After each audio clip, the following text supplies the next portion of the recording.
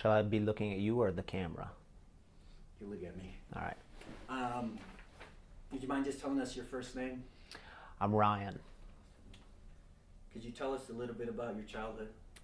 Yeah, my childhood, I grew up in Missouri for the first part of my childhood in the St. Louis area. And then when I was about 13 years old, we moved to mid-Missouri, a small town in mid-Missouri called Lake of the Ozarks.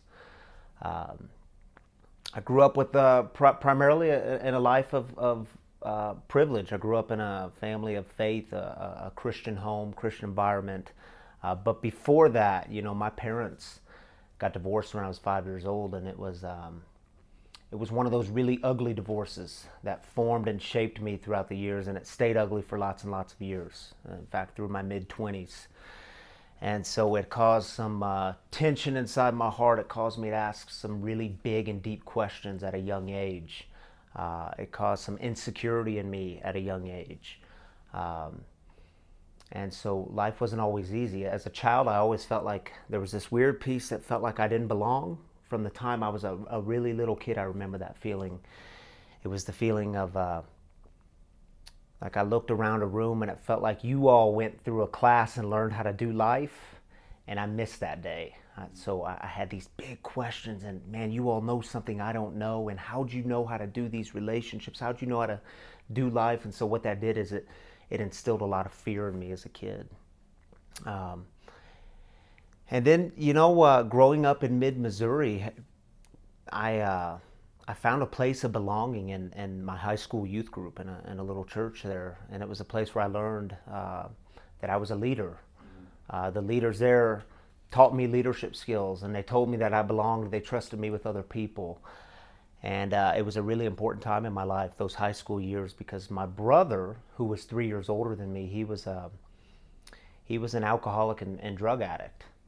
And so he brought a lot of chaos into the family. He brought a lot of turmoil into the family. And I always looked at him, and there was this piece that he was my best friend, but I would look at him and say, dude, why are you doing this to us? Why are you bringing shame into our good Christian family? And he would always be in and out of the county jail. Police were always after him.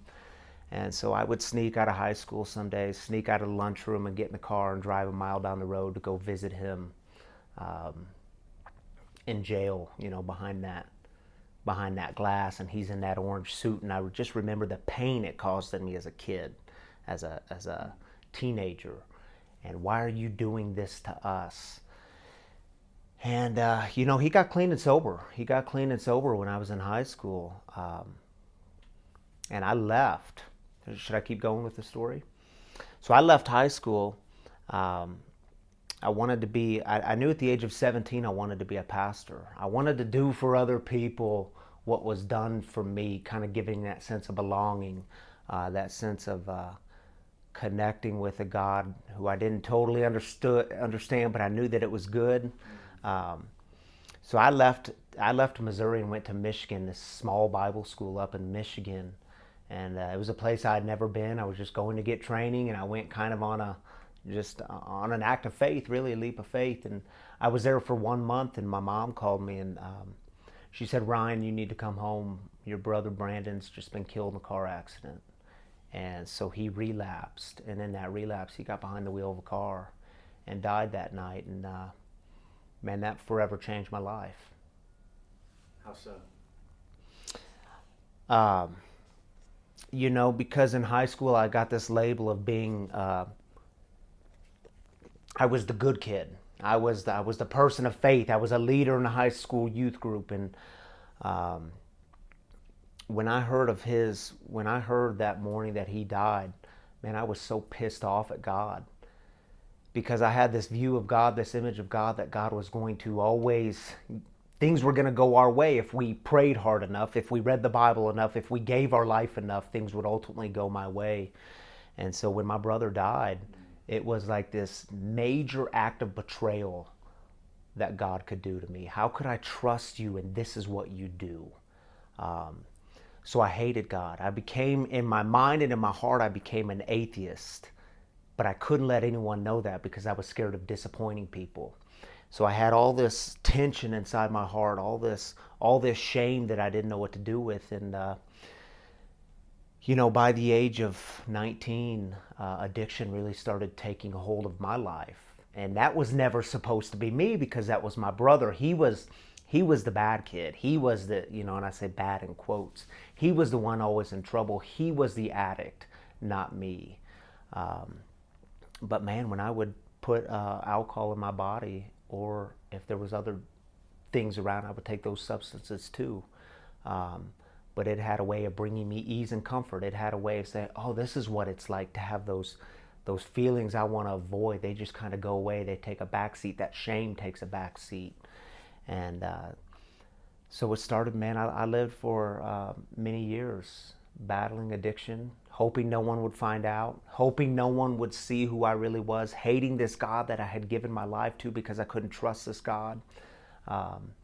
And just being stuck in this deep pain of losing my brother when I was 18, he was 22, and not knowing how to navigate that grief, not knowing how to navigate those feelings.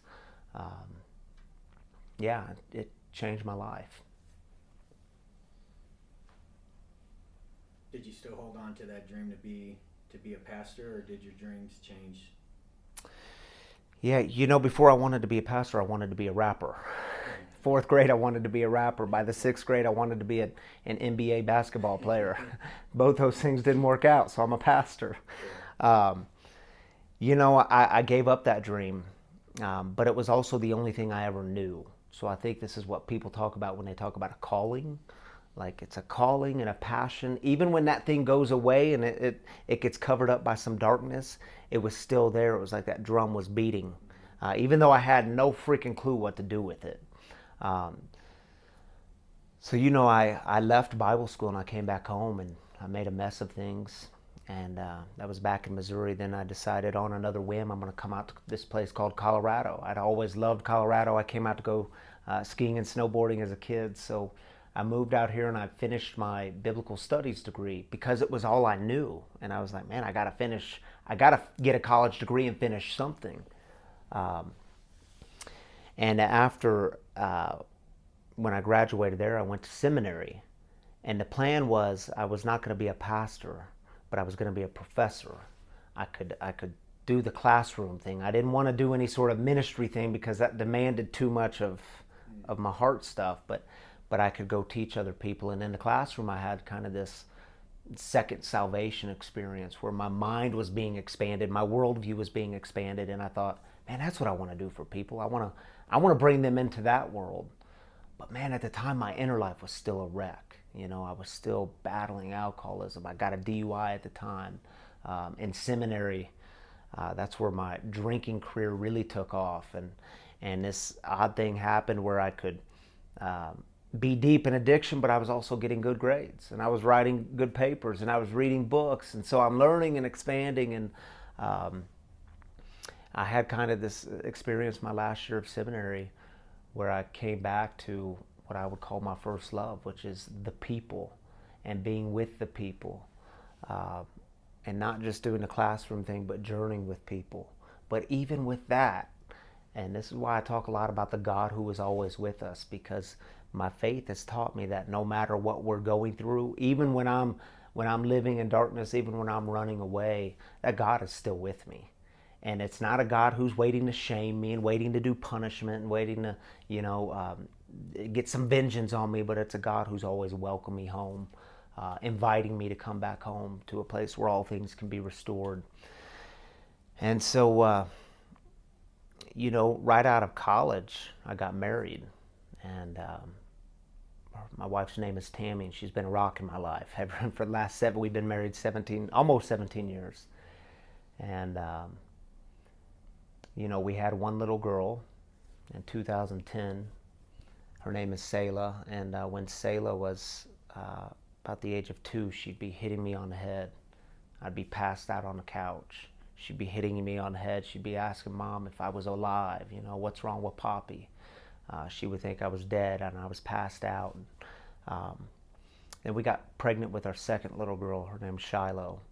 And my wife's greatest fear was that Ryan wouldn't be sober enough to drive me to the hospital.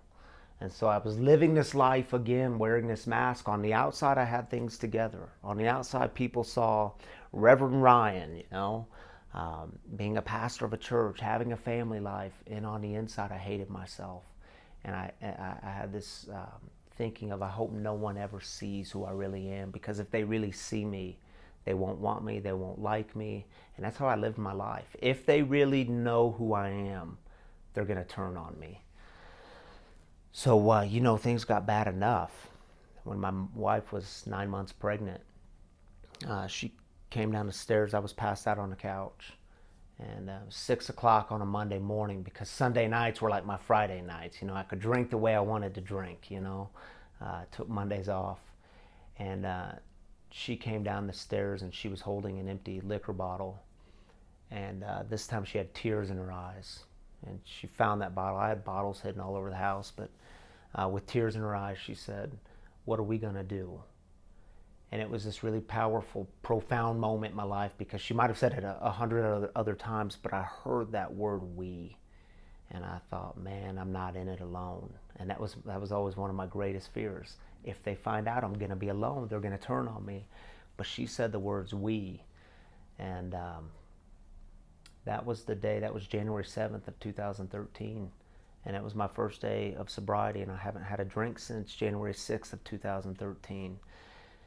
And today I know a new life. Not just things being, we often talk about things being restored as material things in homes and families, and all that's true. I've had some of that. But to have your inner life restored, to actually know peace, to actually know serenity, those are big things in my life. Those are things I don't take for granted. Those are things that take daily practices and a daily moving forward to keep those things in my life. And I take those things, I hold them with great value, and I take them very seriously. Could you tell us a little bit about your relationship with your dad and how that general relationship felt? Yeah, my dad left my mom when I was 5 years old. And I still have very vivid memories of that night, being woken up in the middle of the night, and he said he was leaving. And as a 5-year-old, you don't really understand what that means when your dad's telling you he's going to leave. The only concept of that I had was, so you leave and you come back. That's how life works. You don't just permanently leave. It was a tough time in life. It was...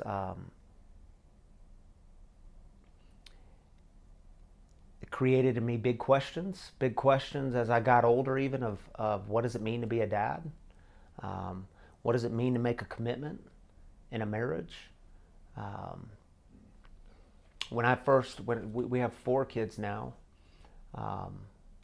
oftentimes when I'm putting my boys to bed, the girls kind of go to bed on their own now. They're a little older, but I look at my boys and think, wonder what it would take for me to ever leave them. What would it take for me to leave this household, to leave this marriage, to leave this family? And I can't imagine it. It is so unfathomable to me to look in their eyes and say, man, there might be a moment when I could leave you. I can't imagine it. So my relationship with my dad, it held some tension as a kid. I have some really great memories, and I have some really hard memories. What I could say about my dad is he did the best he could with what he was given. And I think I'm able to see people in that light now. I don't see people as there's bad people and there's good people. There's people who make big mistakes, and the consequences for that they can be really big. And I think most of the time people are doing the best they can with the tools they've been given. So I have a good relationship with my dad today. As a kid, my mom got remarried when I was around the age of 6 or 7. And so I had 2 father figures in my life, a stepdad and my biological dad. And I think I had a pretty good childhood for what happened, for the messiness of it all. There was always police at our house, custody battles. It was an ugly divorce, like I said, for lots of years. But today I can take that, I can look at that relationship and see it for what it is, and not get stuck in living in the past and wishing for the things that aren't possible. And that's been a big step for me because I used to live in that kind of regret and that shame and how could you do this to us? And that brought me to really dark places. It brought me to, again, those places of deep shame, and I know how to calm that shame. I know how to get rid of that. I'll take a drink, and then, of course, it makes things worse. Um, yeah. What about your relationship with your mom and how that felt? You know, my mom has always, since I was a little kid, she's been a rock in my life. She taught me about love. She taught me about, I don't think love is possible without deep pain. So she taught me about deep pain and also deep joy and how to hold those two in tension together, how to live through and walk through both of those things. I watched her heart break when my brother died, and it scared me because my mom was always this rock, and now she's falling apart because her eldest son was just killed in this car accident. And the fear was, if you fall apart, well, what's going to happen to me? And am I going to fall apart? Um, you know, she has always been one in my life to teach me about vulnerability, that to always step into that with it. It's an act of faith when we step into that kind of opening your heart to other people. And it can turn on you, it can hurt you, but keep doing it because the benefits always outweigh the alternative. The alternative is to close your heart. The alternative is to live in that place of hoping no one ever sees you. The alternative is to not be known. And so I think my mom taught me the power of knowing and being known. And she also taught me with love comes real questions. So she taught me to never fear, never back away from asking the hard questions of my faith, of my life, of relationships. And anyone that knows her knows she's a question asker. She's going to ask all kinds of questions. And she taught me to do the same thing. And that helps me understand this idea of unconditional love better. Could you tell us about your first love and how that felt? It's whatever you associate as your first love. So it could be a person, it could be a place, it could be a thing, it could be etc.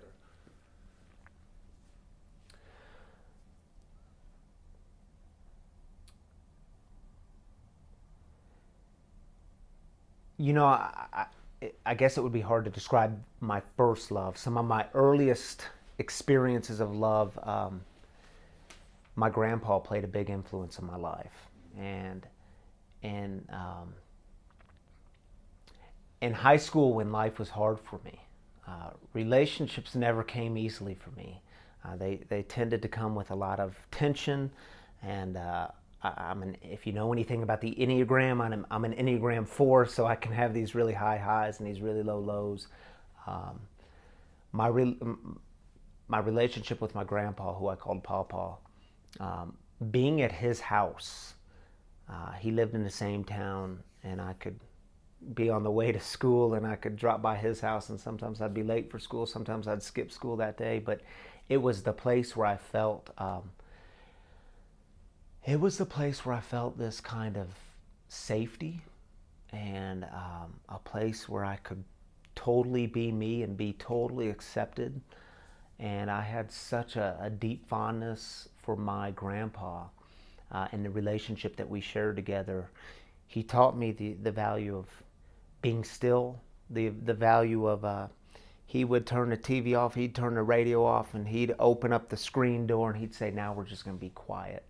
And he'd tell me to start down at my toes and feel the stillness working through my legs and then my limbs and up to my head. And I didn't realize it at the time, but he was teaching me great lessons. And the greatest lesson was that I could just go somewhere and be totally comfortable with who I am. So I look back at that time when I was probably between the ages of 15 and 18, and those were really formative years of my life, and that relationship was, it was one of deep love, and more than just love, it was like a real friendship that I had with him. What about your first loss or heartbreak and how that felt? You know, I think the first loss that formed me the most was the loss of my brother, and that the deep pain of hearing of his passing, and the fear that came over me, and the anger, And that kind of wondering is, can life ever be good again? And I think that's what loss does to us, right? It makes us question everything about the world and everything at our core. Can life ever be good again? And what I can say now is, yeah, life can be good again. It's different. I mean, I'd give anything to have them back, but life can be good again. There is joy to be had again. There's this, there's an awe and wondering that comes in the world now, and you realize that everything is fragile, everything is sacred, everything is a gift, and the more I can live into that, the better my life is. Who would you say first taught you what love is and how?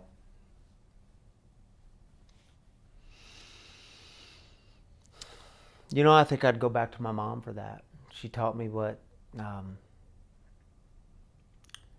she taught me the realness of it, the realness of love, that love is not always easy. Love is not always, relationships aren't always easy, but they're worth it, to keep opening your heart. And I think that's what love is. It's a give and a receive, and it works both ways. And it's that the realist, if I can use that word, the realist form of love is when you can be totally you and you know you're accepted. You don't have to put on a mask. You don't have to try to make people think you're someone you're not. You can just totally be you and feel good about that. And I think when we get to those places with people, that's like the sweet spot. That's when you know there's love in the room. When I can be me and know that I'm accepted for me, there's love in the room. What's love to you now versus what it was to you when you were younger? How do those two different loves compare?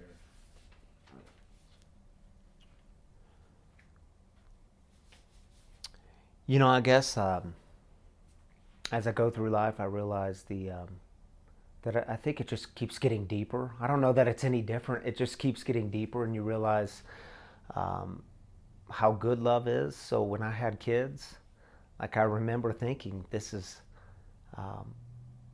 what love is. This is what it means to actually look at a life and think, to look at my baby and to see those hands and see those feet and to hear those first cries. Oh, this is what love is. Like, you would do anything to see them happy, to see them thrive, to know them more. You would do anything to be in that kind of relationship. And that's what love is. That's what was passed down to me. That's what you can't understand unless you get there. It's that I don't know. It's that feeling that makes the world bigger. It's the feeling that just makes your heart kind of swell up and say, "Oh, I get it now. I get it." And then as we keep going through life, that thing just keeps getting bigger and it expands even more. What's a good day look like for you? Yeah, you know, a good day is when I can not ignore the hard stuff, not push it away, but also not let it rule the day. You know what I mean? When I can wake up in the morning and start with gratitude, because so often my impulses, you start with all the things you don't have. I don't have this, I don't have that, and today I got to do this, and I got to go there, and you start with all the things you have to do or all the things you've got to get done, and it can be a heaviness. That's not a good way for Ryan to start his day. The best way for me to start my day is to wake up and say, man, today I get to be sober. Today I get to be a sober man of faith. Today I get to be a sober father and a husband to my wife. I get to show up and be present on my best days, right? I get to be present to every moment that's happening around me, and I get to serve other people. I get to know other people. I get to be in conversation and do life with other people. And when I can start with that, when I can be reminded to start with what I have rather than what I don't have, and the simple things. I have a house, I have a family, I have food today, I have relationships, I have people in my life that love me, people in my life who will call and check in on me, and I get to do that for other people. So when I can start my day with, I get to do this today, I get to show up in life, my day goes radically different than when it does when I get up and say all the things I have to do. No. You get to do these things. And that's a big difference. What's a bad day look like for you? And how do you get through those bad days? Yeah, the bad days is when I take everything personal. I'll get a text message. I'll take it personal. That person's out to get me. They want to hurt me. I'll give a sermon on a Saturday night and someone will email me or say something to me afterwards, and I'll get 10 good comments. But I'll hear one who's asking an honest question. And I'll say, what the hell is wrong with you? Did you not realize what I gave you was good? And I'll get stuck in my head and I'll start taking everything personal and I'll live in the ego. And that stuff destroys me. That's the stuff that keeps me up at night, that keeps me rolling and tossing, and I can't let it go. So when I can't let the thoughts go, Ryan's in for a bad day. And some days I do a lot better at that, and some days I have a lot to learn still of hearing it and then releasing it, not taking everything personal, just be true and honest and authentic with people, and then realize not everyone's going to like you, and that's okay. My job is not to convince you to like me. My job is not to try to persuade you that I'm a good person. So when I can live into who God created me to be and then be that person, it's a good day. How do you ease those thoughts, or how do you calm those thoughts during those days? Yeah, I've been, I try to invite God in. God, remove these from me. In a 12-step program that I work, we talk about removing of the shortcomings. God, this is a shortcoming that I'm trying to live into. Remove this from me. And then I pray a very simple prayer. God, help me be open and aware. Because when I live open and aware, I can see more. I can feel more. I can let go more. And I think that's the whole trick. And what I'm learning in this thing called life is, man, if I can just let go and not hold on tightly, not try to control everything, if I can let go, that's a good way to live. I have more peace, more joy, more serenity, more happiness.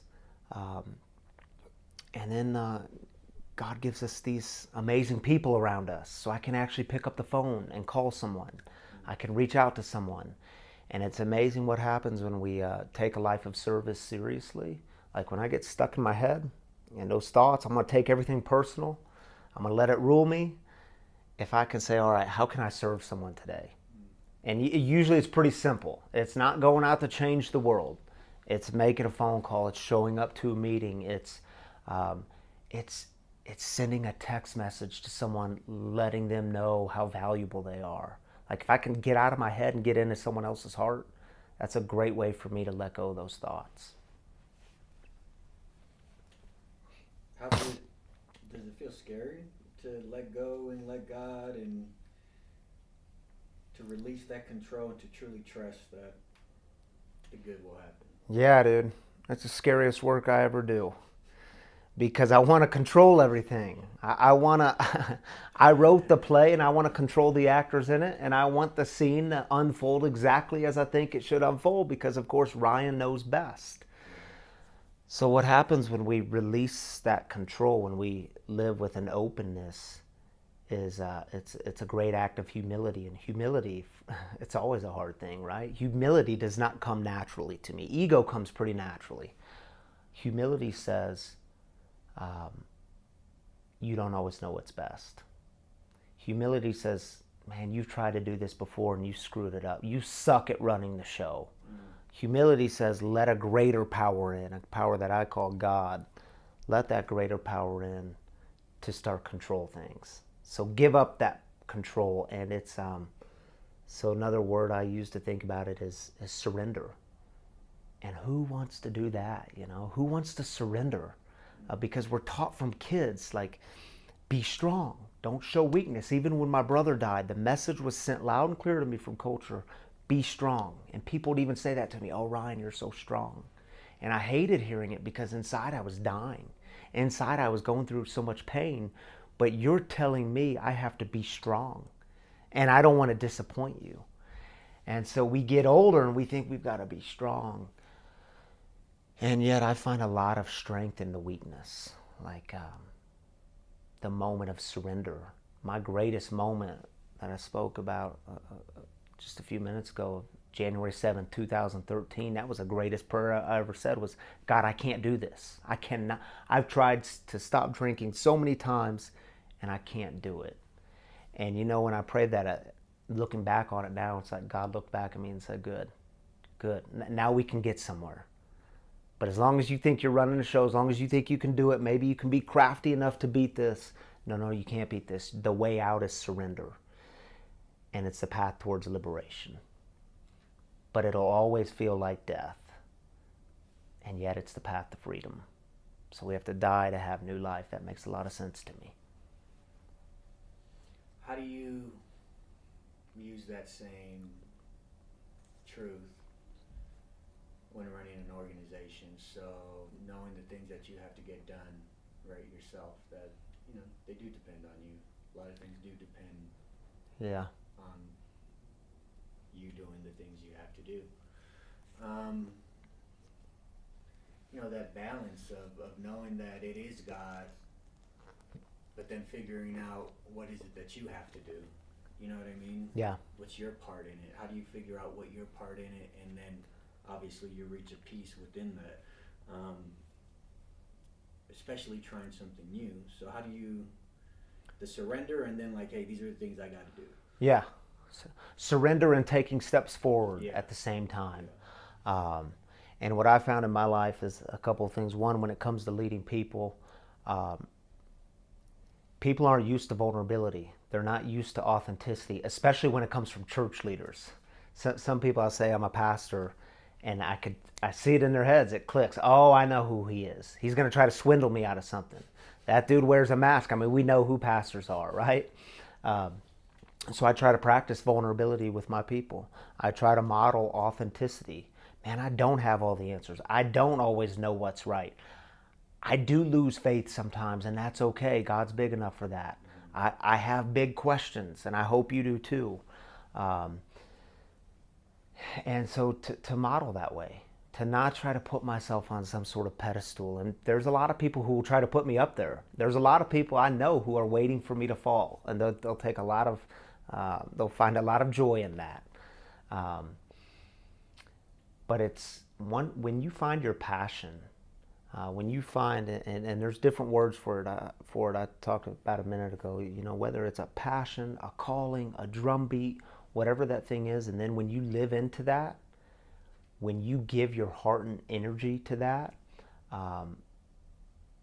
you will take steps forward. You will do the hard work. You will lose sleep. You will be tired, and it'll be that kind of restful tired, because you're like, man, I get to do this. I get to do the thing I'm called to do. I get to do the thing I'm passionate about doing. I get to be with people. I get to lead people. I get to do the thing that I created. So my wife and I, we were just sitting the other day, and we were sitting in our new space. We just got a new space, and it was this quiet moment we shared together, and we were just looking around, and it was that moment of deep gratitude of, oh my goodness, I can't believe we get to do this. So yeah, when we're talking about surrender and moving forward, you're surrendering to the process. But the process, it still takes hard work. You still have to bust your ass to get things done. If you want to see, the thing you're creating come to fruition, and if you want to see it grow and expand and make an impact in the world, you're going to be working hard. That old saying, people say, oh, if you do what you love, you'll never work a day in your life. Man, I think it's total BS. You will work harder than you've ever worked. And you'll find more joy than you've ever thought was possible. What's a person or an event that shaped you, good or bad? Yeah, there's lots of events. There was my getting sober. There was my brother's death. There was graduating seminary. There was getting ordained as a pastor, which I thought wasn't ever going to happen. But there's been a friend in my life who was he was one of my college professors, and we've stayed good friends to this day.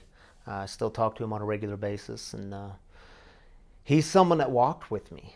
You know, I think so oftentimes when we want to try to boil it down to the big event or the one person, um, it was like the simple acts people did for me, and he was one of them that's remained a friend in my life who just journeyed with me in life.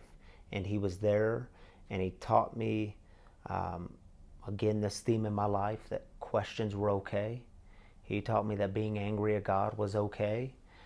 He taught me how to truly engage my critical thinking skills.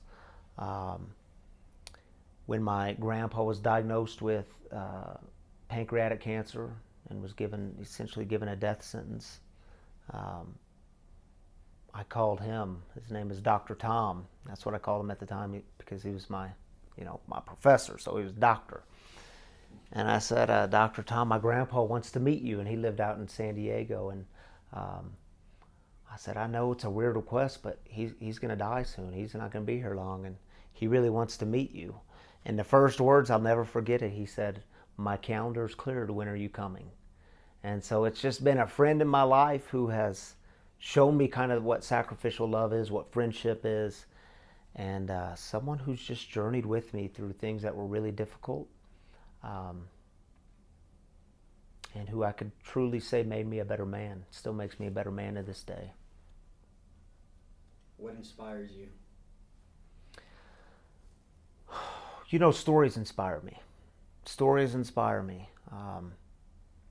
When we started this thing called Free Spiritual Community 3 years ago, I said at the very beginning, I said, each week we're going to have a guest storyteller. And people said, well, how are you going to do that?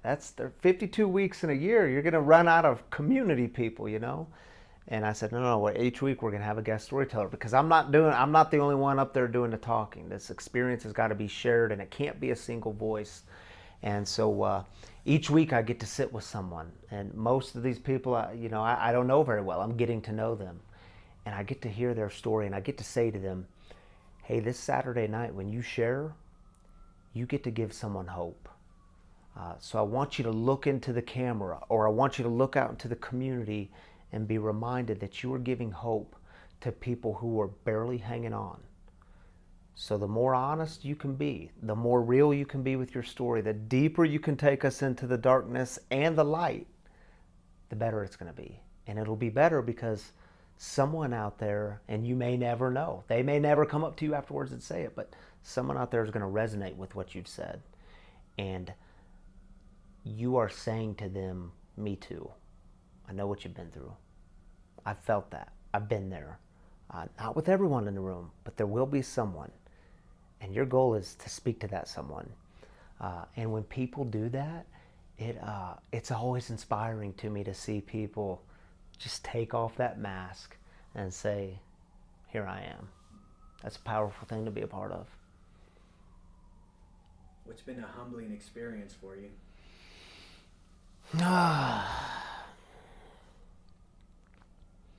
You know, I think the most humbling experiences, plural, is I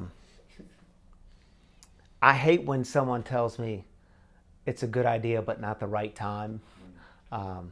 Hey, slow down.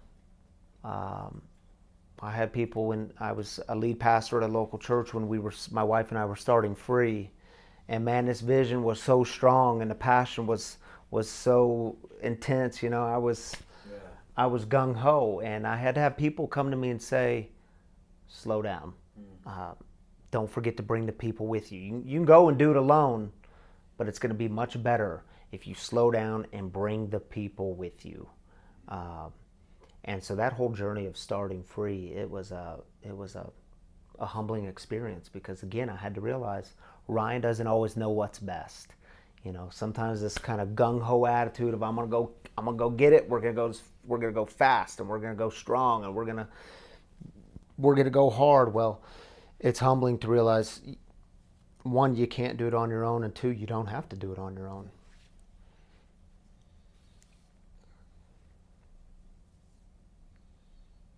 How does that feel when in the beginning of starting Free?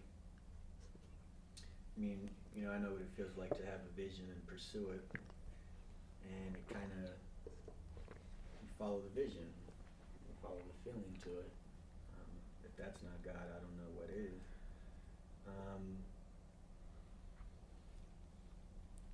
But being able to take other people's advice and other people's good advice, and then discerning from the good advice and the bad advice, Yeah. because you see it, you see it more than anyone else can see it, since it is the primary vision, and then people add to that, and people are a part of that, and they make it bigger, right, and it grows and it moves forward. But how do you stay true to your vision, and then how do you discern the good advice from the bad advice, and like the direction that other people try and give you within your... Yeah. I get real picky with the people I let in here.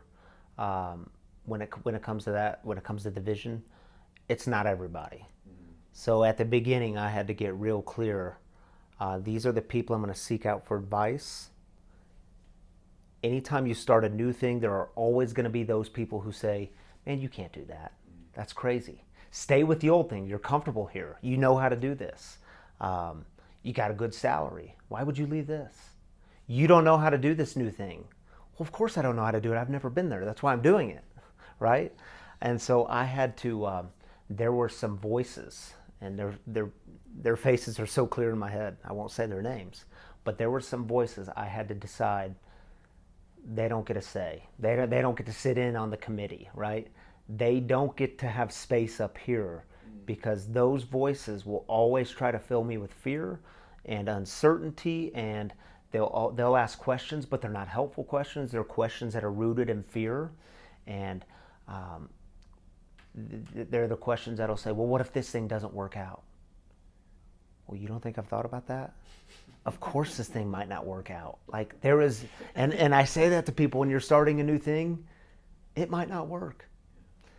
But what's worse than, the only thing worse than doing it is not doing it. And that's not a regret I was willing to live with. Because when it's a passion, when it's a calling, when it's that drum beat, you're going to go do it. And you've got to decide which voices get to be in here and which voices don't.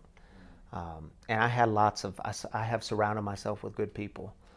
People that I trust, people that know me, I know them, and they can ask some hard questions. The goal isn't to surround yourself with people who don't ask questions. The goal is to surround yourself with people who are asking the right questions. And there's a big difference there. Go in your mind and think, this life event can be mental, physical, or spiritual. Could you tell us about a time in your life that you can relate with the word war? Yeah.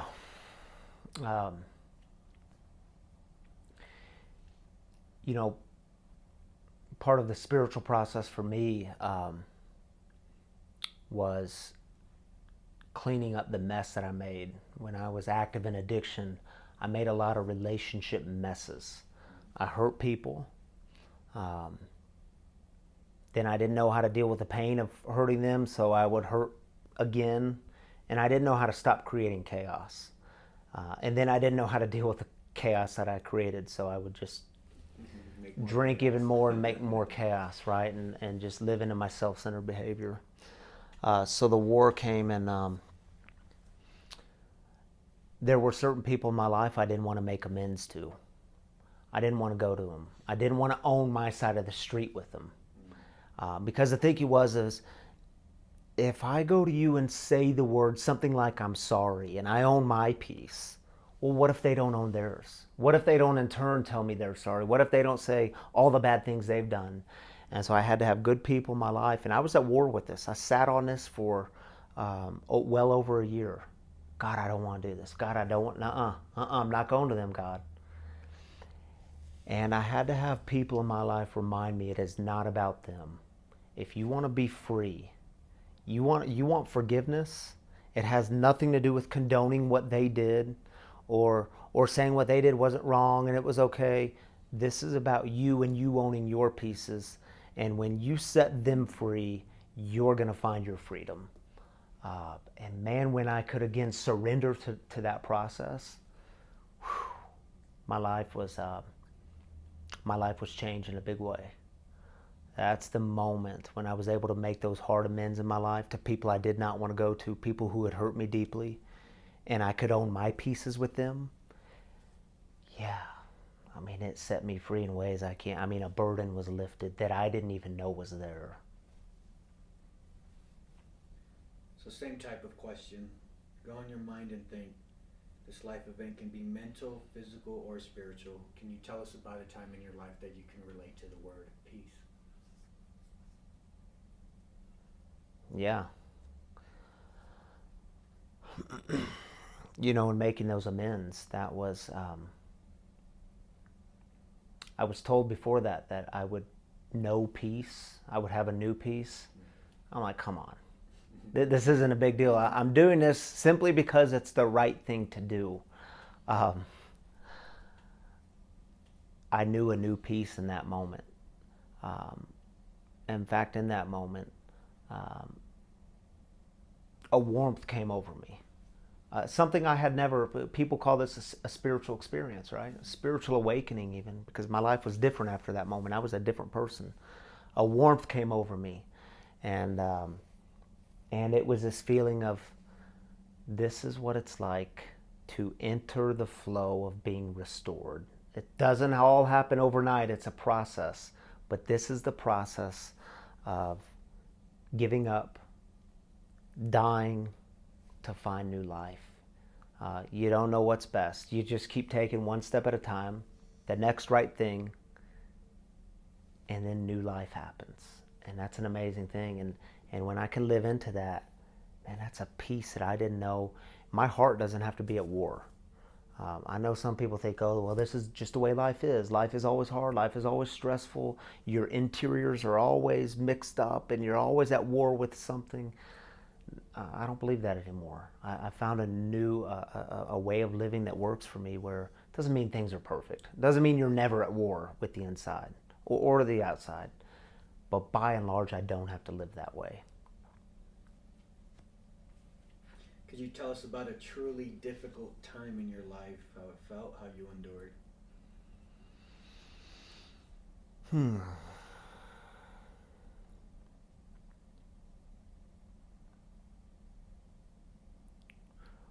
Trying to think of a new one I haven't talked about yet. If it's one of the old ones, you could just briefly touch on it, and then we can. Yeah, it was.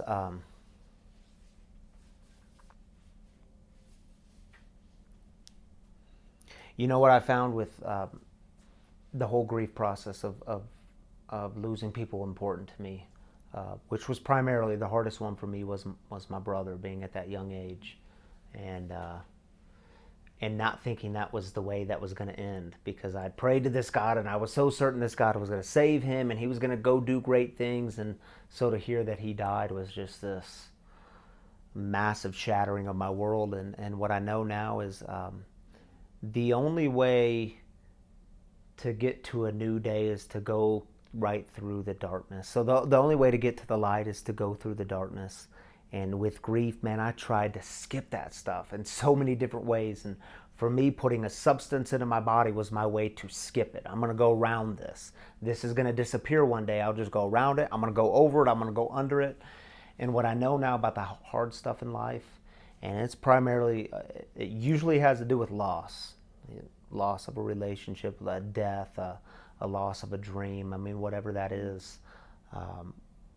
Man, we have to go right through that. So I've had to go right through the hard stuff to get to the good stuff, and I can't like skip over some of it. I have to actually deal with it. If it's there, I have to deal with it head on, and that saves me a lot of time and energy. It's hard work, right? I'd rather skip it. My impulse says, Ryan, come on, you get creative. There's a way around this. There's not a way around it. The way around it is go right through it. How does going right through it look like? You know, it means stepping into that great fear of mine of getting honest with people. That's a practice I had to learn, because again, my greatest fear was if I get honest with you, you're going to turn on me. You're not going to like me, and I am not going to. I will do anything to avoid rejection. I will do anything to get you to like me. And honesty says, here I am. Now this is the real me. Now you got to choose what you're going to do with that. But I get to be honest with people. And what I've learned is usually they don't turn on you. Usually when you're honest with people, you get on the other end, you get people saying, yeah, me too. Yeah, I know what that feels like. Yeah, I went through that too. But that's a practice I had to learn. That did not come naturally to me. My natural inclination was to say, don't do it because it won't end well for you. It won't benefit you. But when you push all that to the side, going through the hard stuff means admitting that it's hard, finding people you can talk to that say, hey, I'm going through a hard time right now. Feels like I'm barely hanging on. Feels like I'm underwater. I'm not doing well. That's going through the hard stuff. Getting honest, authentic with it. Man, I found a lot of value in that. Could you tell us about a truly joyous moment in your life and how that felt? Yeah.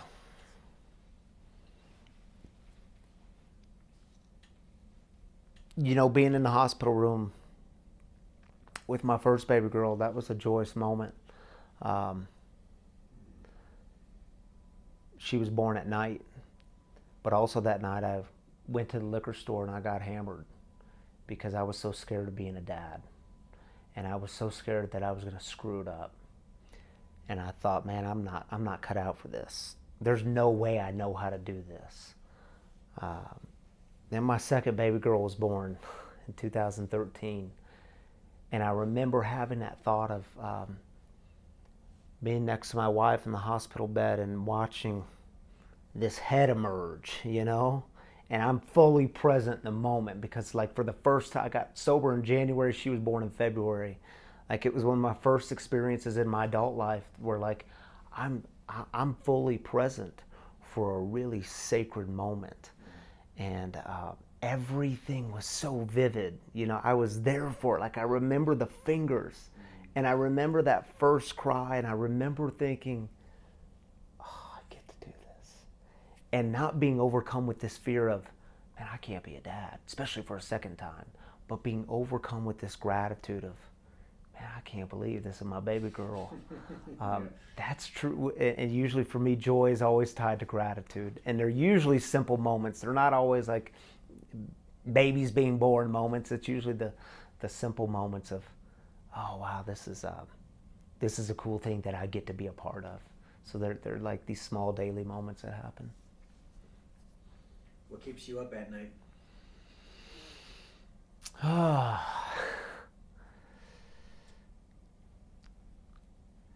You know, I can still battle those old feelings.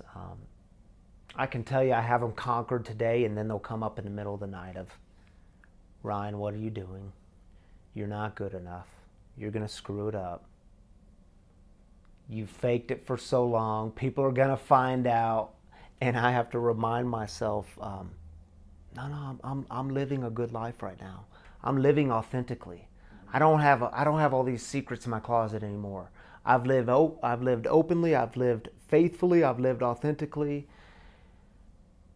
But those old thoughts can still creep up, and they usually happen in the middle of the night. I can go right to sleep, and at 2 o'clock in the morning, I will wake up and think, my first thought is, who did I disappoint today? That's a terrible thought. And I'd be lying if I told you I had that conquered. That's something I'm personally, currently working on, is how to battle those demons that come, usually in the middle of the night, in the darkness, out of nowhere, you know. Yeah, I've got some work to do. What keeps you going every day?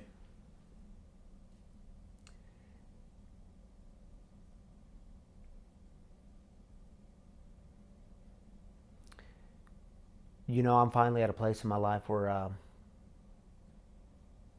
like I've said a few times during our time together, I get to do my passion. Like, it's not a job. It's not a, I have to go do this. It's, man, I cannot believe I get to do the thing that if you would have told me 10 years ago when I was deep in my addiction and I swore there was no way out. And I just told myself, I said, this is the life I live. This is the way it is, and nothing's ever going to change. And I lived that way. I believed that lie.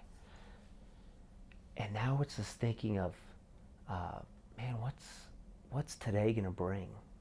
What's today going to be like? What's this meeting with Jose? What is going to happen? And it's not a what's going to happen. Is it all going to fall apart? It's I wonder what new experience do I get to be part of today? Where's God going to show up and just totally blow my mind? And again, usually it's in the simple moments. It's in having coffee with someone. It's in a meeting someone new. It's whatever it is, sitting in a hotel room studio. Whatever that moment is, it's man, that keeps me going. That kind of so I've learned to incorporate into my life a sense of real and deep curiosity. Like, what is this going to bring? Imagine you're in the hospital today with only hours to live. What would be your regrets, if any? Yeah, I guess the easy answer would be I don't live with regrets, right? That's the easy answer. But I'm sure, you don't know until you get there, I'm sure it would be, I don't know, the simple things of, I probably didn't have to respond to that email when my daughter was asking me to go on a walk, I probably, getting that social media post crafted perfectly probably wasn't important when my son was asking me to get down and play dinosaurs with him on the floor. I'm assuming, I don't know, the thing that scares me is the relationship regrets. Where did I miss the depth of the relationship when I was too busy thinking I had to do it all? So I try to let that drive me today. Are you at peace with that, or making amends, or just moving forward with those? I'm at peace. I'm at peace with it. It's not I'd be lying if I said I had it down perfect, man. My kids will tell you, my wife will tell you I don't. My close friends will tell you I don't, but it's a constant work in progress. That's one of the programs I'm a part of. We say it's about progress, not perfection. So as long as I keep making progress. So you said one of your dreams as a kid was to be a pastor. You're a pastor now. Have you added on to that dream? What are your dreams now moving forward? Yeah. I don't know if I'd say I added on to that dream. That dream is it's become more wild than I thought it was. I thought I was just going to be a pastor. Yeah. And I say that kind of with a lightness to it. Now I'm a pastor of a community for addicts, loved ones of addicts, and spiritual refugees, people who they've had these really negative experiences with religion. Religion told them they didn't belong. Religion told them they had to clean up. Religion told them they had too many tattoos, or they drank too much, or they smoked too much, whatever, and so they can't be included now.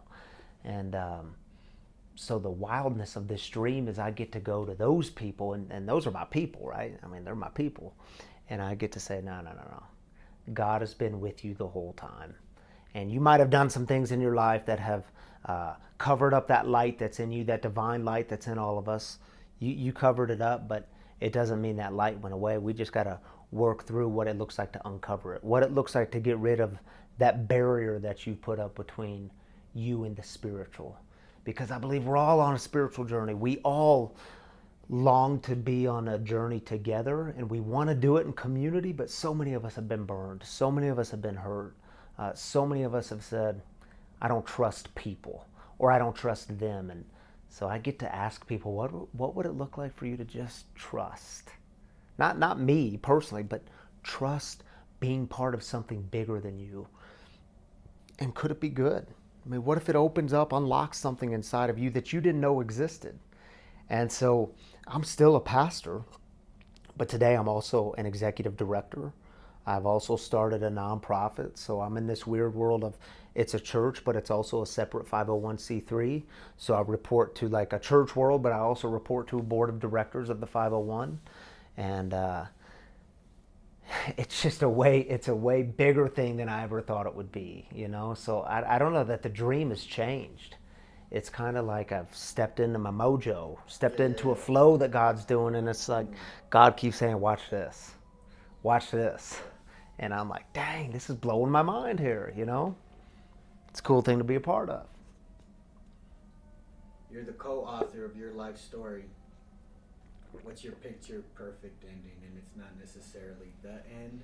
It's just if it were a book or a movie, how would you, in your mind and heart, envision like, man, that fits. Yeah. The sunset image, right? This riding off in the horses, Yeah. the suns. You know, I don't know. I'm sure I could probably think of something really grand and adventurous, but if I could be um, sitting in bed in the morning with my wife, drinking coffee. We start our mornings a lot that way now, and we'll review our day together and just drink coffee together. It's some of the moments in my life that are like that bring me the greatest joy and the greatest peace. So if things were to end that way, it'd probably be a pretty good ending.